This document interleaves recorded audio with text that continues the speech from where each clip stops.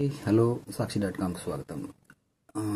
ఈరోజు ముఖ్యాంశాలు చెప్పుకోవాల్సిన అంశం ఏంటంటే, ఈరోజు ఎట్టకేలకు పవన్ కళ్యాణ్ జనసేన టీడీపీకి బీజేపీకి మధ్య పొత్తు ఖరారైంది. సీట్ల పంపకం కూడా దాదాపుగా ఒక్కొలిక్కొచ్చింది.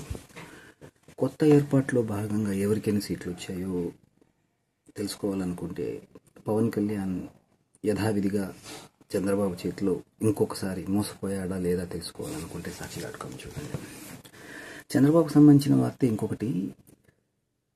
బీజేపీతో పొత్తుల విషయం మాట్లాడడం మొదలుపెట్టినప్పటి నుంచి వదినమ్మ పురంధేశ్వరిని ఆయన ఎలా వాడుకున్నాడు, ఏం చేశాడు అన్న విషయాలు తెలుసుకునేందుకు కూడా సాక్షి.comలో మీకు అవకాశం ఉంది. అంతేకాకుండా అంతర్జాతీయ స్థాయిలో చూస్తే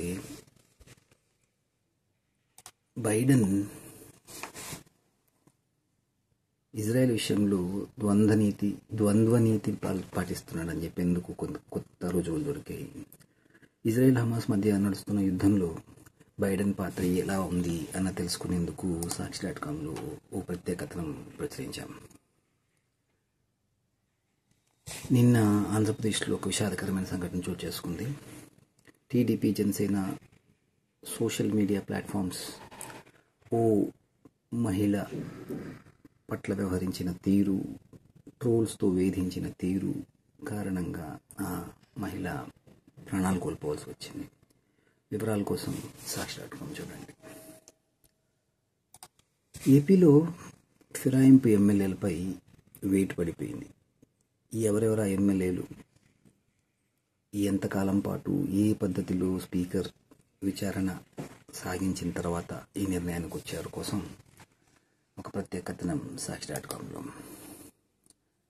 క్రీడల విషయానికి వస్తే ఐపీఎల్ త్వరలో మొదలవబోతోంది. ఈ హడావిడి కంటే ముందు మహిళల మధ్య జరుగుతున్న క్రికెట్ పోటీలు ఆసక్తికరంగా కొనసాగుతున్నాయి.